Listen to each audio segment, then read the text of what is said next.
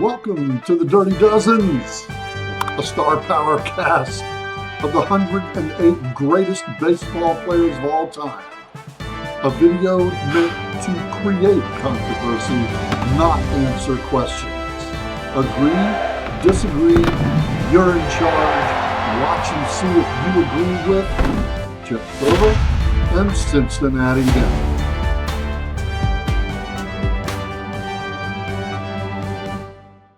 Hello, welcome back to the Star Power Cast. I'm Jim Trova, the baseball nerd, joined by Cincinnati Dennis, coming from the Cincinnati Razorback room.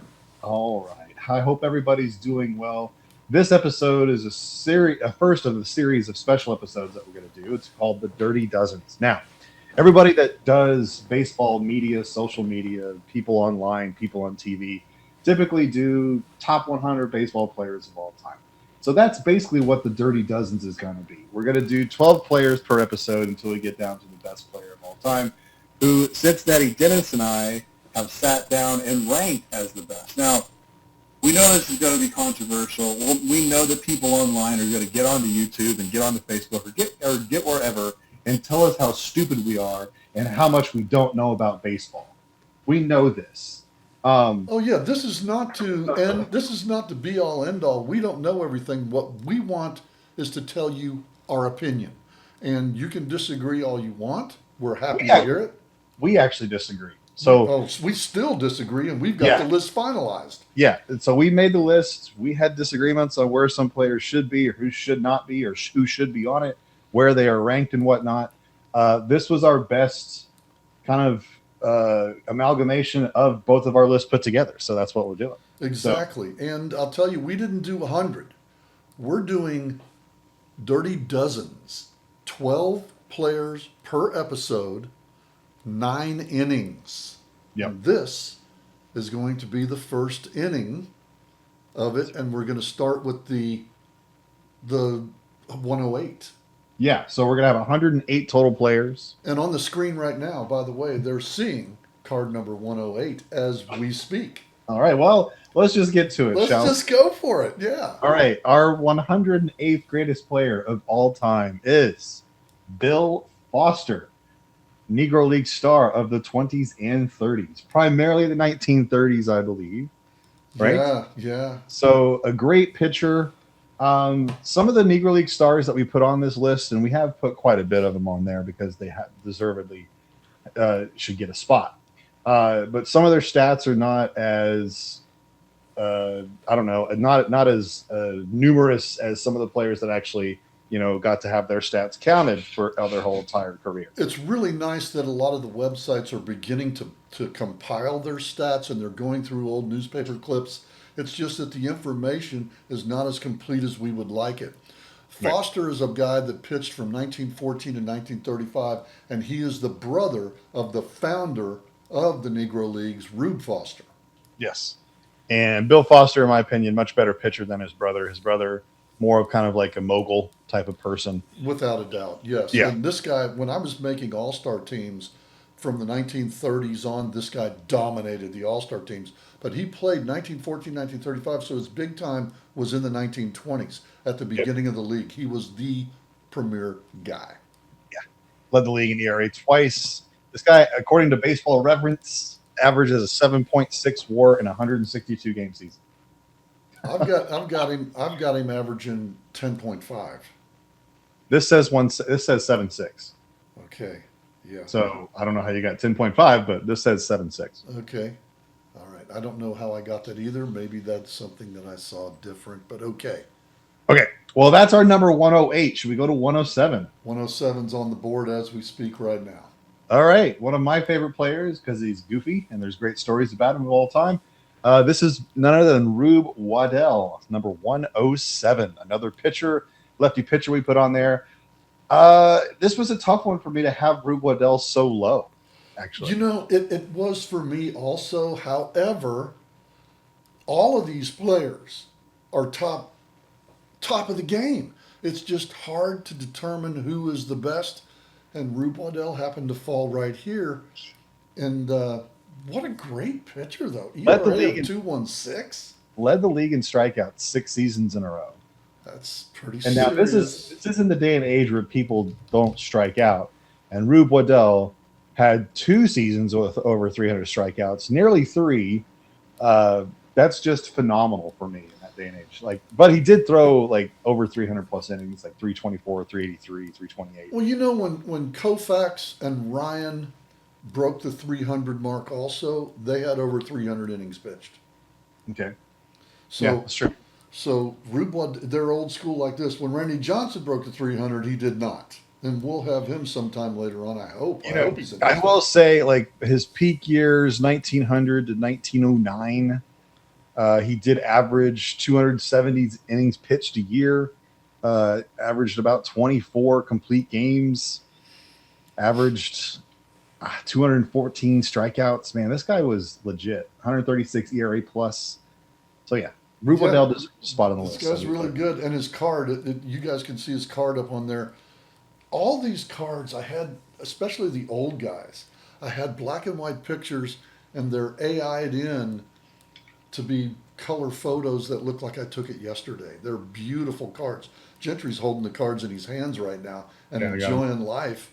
And you see him on the screen right there. Are you ready to go to number 106? All right, 106. I think this is going to be our first controversial pick.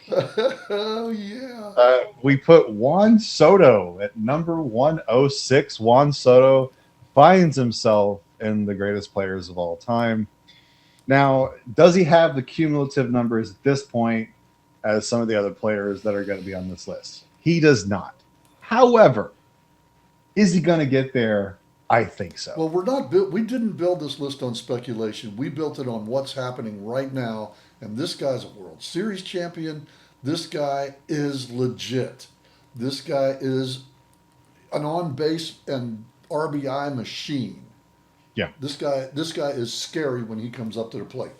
This guy does the dance when he takes a pitch, His OPS plus all time is 161. which And is this fantastic. and he's been in the league since 2018. So this is his ninth season, I think, somewhere around there. I mean, come on, like you got an OPS plus of 161 with 9 big league seasons under your belt. You're legit, man. Like Juan Soto is a legit player. The guy He has- averages a home run every 15.7 at bats. That's pretty good. That's Babe Ruth style, man. That's Pretty that's- good. Yeah, that's a stout guy, and he walks a lot. You should see this 9 on this thing. Oh my good! Look at the 9 on that card. That thing's humongous. Well, Juan Soto is for current players. He's the OBP leader for current players right now. I'm telling you, he's scary, and man, 700 million a year, $700 million contract. He's he's $1 million a year. Yeah. Yeah. All right, So here that's we go. We're 106. ready to go to 105. All right, number 105, one of my all-time favorite second basemen, using him as a kid, Charlie Gehringer. I think this is probably going to be a little bit low on this is low on our list. I think some people think that he probably deserves to be higher. You know what makes it so difficult though is when we start talking about the guys that are ahead of him. Yeah. That people will say, "Oh, I remember you had him in the top 100, didn't you?" Well, yeah, we did. Charlie Gehringer is maybe one of the top 5 second basemen of all time. Yeah. But is he a top 5 player? Well, we'll get to that when we get up there. We have other second basemen on the list, but I think The guy's a one team player. That's very rare, and that's another thing that I think makes him one of the greatest players. Did he win MVP? He did. 5.9 WAR average per year. That's stacked. That's good. Yeah. Yeah. Yeah, OPS Batting player. title. He won an MVP the year he won his batting title. Good player. He has a season where he hit 60 doubles. There you go. Yeah. And the card reflects it, and it's a really cool looking card. Yeah. Anyway, that's number 105. We ready to go to 104? We are All right.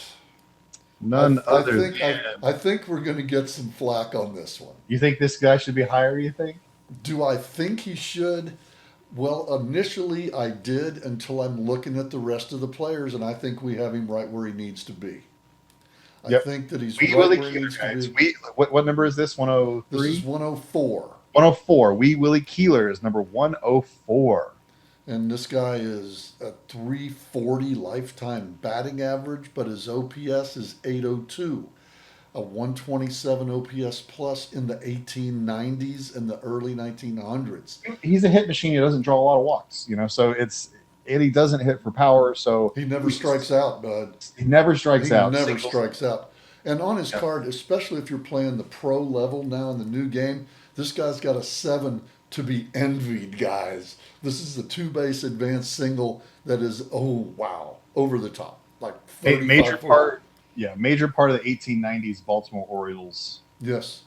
Willie Very Keeler. good player. And the picture on it's just amazing. It shows him hitting them where they ain't, man. And one of the first good Yankees. Yes. Yes. And at the time, Highlanders. he was a Highlander, but I call him the Yankees on the card. Great player. One of the fun players. Hit them where they ain't. That's Yep. the Willie Keeler thing. Ready to go to 103? All right, 103, and here we go. We're gonna make some people mad with this one. I bet. Make some people upset with this one. Yes.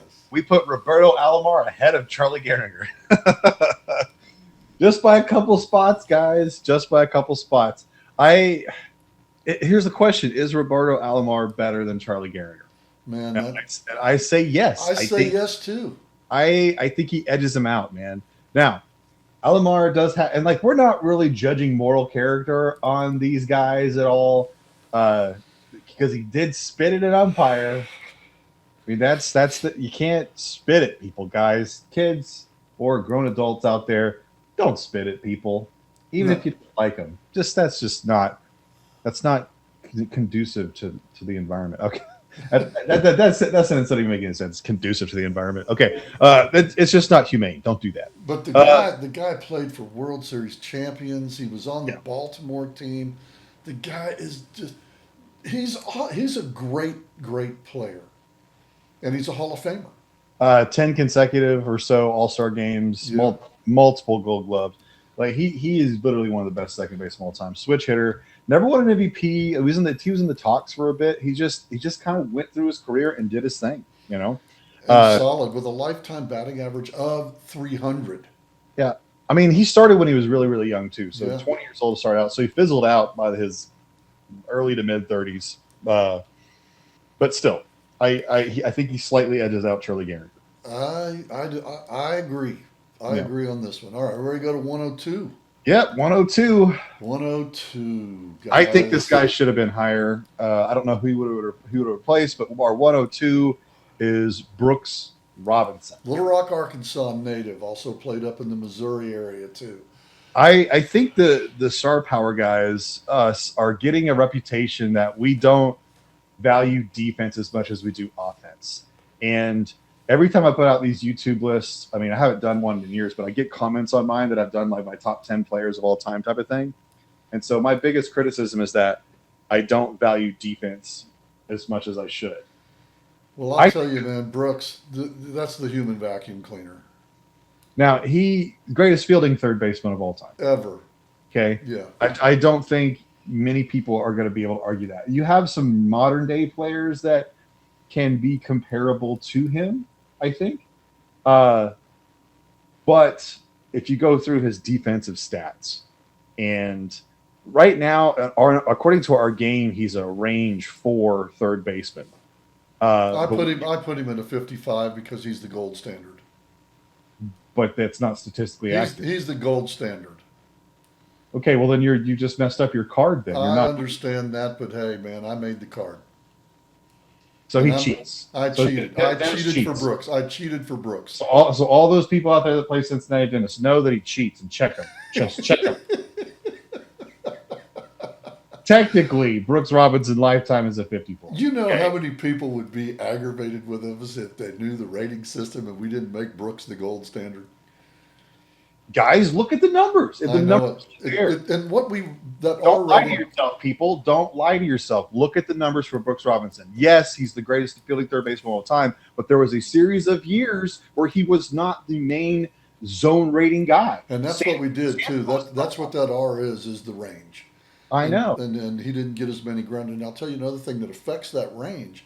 He was playing in a ballpark that was conducive to fly balls, and that takes ground balls away from him.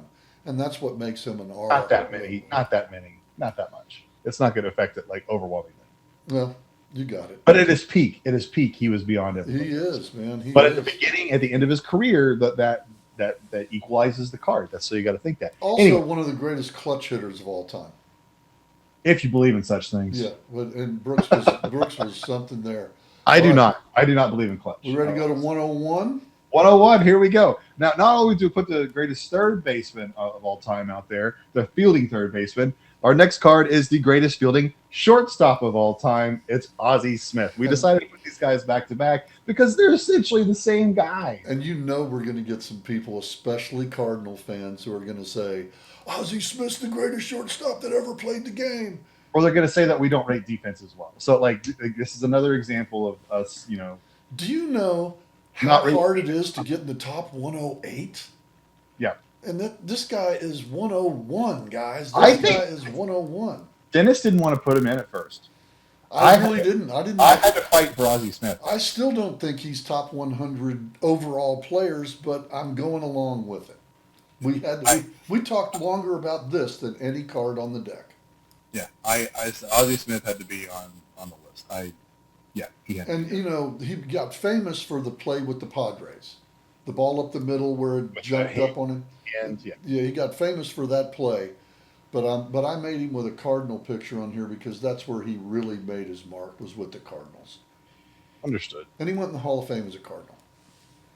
Yeah. And what a great player, too. Great guy, too. I love watching him on the TV shows. When he gets on the TV shows, I love Yeah. watching Ozzie Smith. He's just really cool. Are we ready to go to 100? This we're going to get some controversy. You ready? Maybe. So, yeah, number 100 is Ed Delahanty or No. Delahanty. No. Number 100 is Sadahara O. Oh, I skipped that guy. Sorry. Sadahara O, number 100. I just gave away number 99. Sorry. Number 100. Hey, we're just people, man. We're just people. Sadahara O is number 100. This is our first guy that's not in baseball's Hall of Fame out of the I top would- 108. I would say this is kind of our legacy pick, kind of like they do for the All-Star game nowadays. So, like, they put Bryce Harper in the All-Star game because it's, hey, it's in Philadelphia. He didn't make the team by coaches or fan vote, but hey, it's Philadelphia, put Bryce Harper in. I get it. I think this is our legacy pick for Sadahara O for this list because the dude hit over 800 home runs for Japan in the 50s, 60s, and 70s. And he's like their Ted Williams. He played in 4 decades. Yeah, he's baseball legend for Japan. He's the gold standard for Japanese baseball, right? And, yeah. Back in the day, 50, actually longer than that. Yeah, and his card. 7 years ago. His card's amazing. It's a 19-point card because he's a 33 first baseman, but holy cow. What a card, man. That's a good card. For 19, I'm grabbing all over that. Are we ready to go to number 99? By the way, we are now in the top 100. Okay. So number 99 is Ed Delahanty or Delahanty, however you want to say it. I say Delahanty. Yes. That's how I say it, Tragic end to a career, unfortunately. Got thrown off a train theoretically. We don't know what happened. Nobody really knows how. Either it he happened got or super what drunk and happened. fell off a train, or maybe he was like messing with some gamblers and got tossed off a train. People Yeah. don't know, but it's a crazy story for this guy. He played 16 major league seasons and averaged 6.2 WAR. The guy, when we talk about WAR, anybody with a 5 WAR is elite, super elite, deity of baseball. 5+ WAR is off the chart, and he's a 6.2. This guy's awesome. 55+ base runner. Constantly led leagues in different statistical categories such as doubles, triples, homers, RBIs, OBP, slugging percentage, OPS, OPS plus. They didn't say this stuff like they didn't like look at this stuff back in those days. But still, like total bases, RBAT plus. Like he just led constantly. If you should look at his baseball reference page, it's just flooded with different things that he led the league. There's a lot of bold print on his reference page. The back of his baseball card is great. He's one of the big superstars of the 1890s. He is like the gold standard of the 1890s. Ty Cobb called him the best player he ever wanted to play with. Never did get a chance. But he is our number 99. Are we ready to go to 98? All right. Number 98. This guy has a nickname that I used to love. We have Joe Medwick, otherwise known as Ducky Medwick Or Muscles. or Muscles. And What do you this think guy- about him landing at 98, right above, right ahead of Ed Delahanty? That was tough for me because I had Delahanty ahead of him, and you said Medwick, and then you started spouting off the stats. Yeah. Delahanty's a 6.2 WAR. This guy's a 4.4. Yep. Slightly lower. And they play the same position. Yep. The Medwick is about the same OPS. And see, I can bring that right back on the screen and show you. Medwick is a 867. Delahanty's a 917. And yet we valued Medwick higher. I put Medwick higher because Medwick has an MVP. Medwick played for World Series winners. Did he not hit a triple crown? I think he got a triple crown. He got a triple crown, and I think that's what edged it out. I do too. I know we were just bragging about Delahanty's stats page, but Medwick I think peaked a little bit better in the era that he played. And he was on the Gas House Gang, guys. He played for the Gas House Gang. And the 1890s guys, yeah, those are great stats. But, man, that was a decade of baseball where there was just weird rules. So baseball wasn't really formed as it was in the 1930s. I mean, we're giving him credit for playing the 1880s and 1890s and being a stud. I like Medwick, and the one story I really like about Medwick was when he was playing in the 34 World Series against the Tigers. They spiked, what was the Tigers' third baseman name? I can't remember the Tigers' third baseman name, but he spiked him going in for a slide. And this is going into the 9th inning, and the Cardinals have like an 11-run lead. And the fans, it's in Detroit, and the fans start throwing stuff out of the bleachers at Medwick. And the commissioner of baseball tells the manager, can't remember the manager's name, of the Cardinals, he says, take him out of the game. And he says, man, what if I lose? He goes, you got an 11-0 lead. I don't think you're going to lose. So they had to remove Medwick from the game because the fans were throwing stuff at him and wouldn't stop. Marv Owen was the third baseman for the Tigers. Marv Owen, that's who he spiked. And who was the manager of the Cardinals that time? That would be... I just had a 2-page here. It was Frankie Frisch. Frankie Frisch is the manager, and they made him take him out of the game. Gas House Gang. And Medwick, man, I tell you this, all the time I've been playing all-star baseball the last 60 years, Medwick card's one of my favorite cards to use. I just love using it because you're going to hit a double with him at least once every other game. Yep. He's fun. Ready to go to number 97. Number 97. And if I'm not mistaken, this is our last card. No, we have one more, I think. Oh, no, you're right. 97 is our last card. And last one of this episode is Carl Yastrzemski. Yaz. The Yaz. Did the 97. I think people might have some issues with this one. I think they probably want to put us higher. But I don't know. I mean, I think he kind of falls in a good place here. He won a triple crown. He did in the 1960s too, and he's really, really stout. He just gets in because of longevity, right? So he played forever. Yeah, but he also played well forever. I mean, He did. I mean, the last, 10 years of his career, he was good. He wasn't Yastrzemski good in the 60s. Yeah. It's like, look at Pujols and Yastrzemski, right? So, 10 years of Pujols, first 10 years compared to the second 10 years. Same with Yaz. Yeah, they're comparable. But right? that last half of the 1967 season for Yaz is legendary. You will hear about that in baseball lore of how great that he was, and every time he came up, he could take you yard, and he basically carried the Red Sox into their World Series, the first one in 21 years for them, and then took them to a Game 7. Do you know that he made the last out in Game 7 of the 1967 World Series? And do you also know that he made the last out of the 1975 Game 7 of the World Series? Wow. Hey, that's a big... Think about that. How would you like to be the guy that made the last out in 2 Game 7s? That's crazy. What an honor.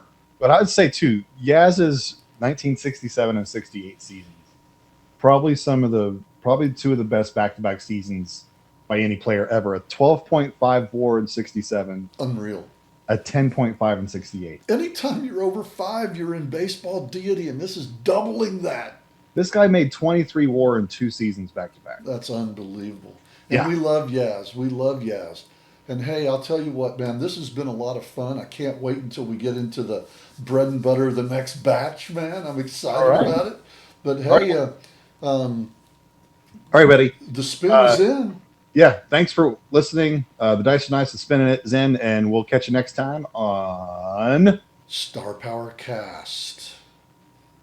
Well, that does it for this episode of the Dirty Dozens. Oh, I can't wait to see what's next. Man, picking the 108 greatest players of all time. But I think we're up to it. You tell us what you think. Email us, starpowerbaseball@hotmail.com. Get a Star Power game, spin it yourself, and see who you think is the greatest player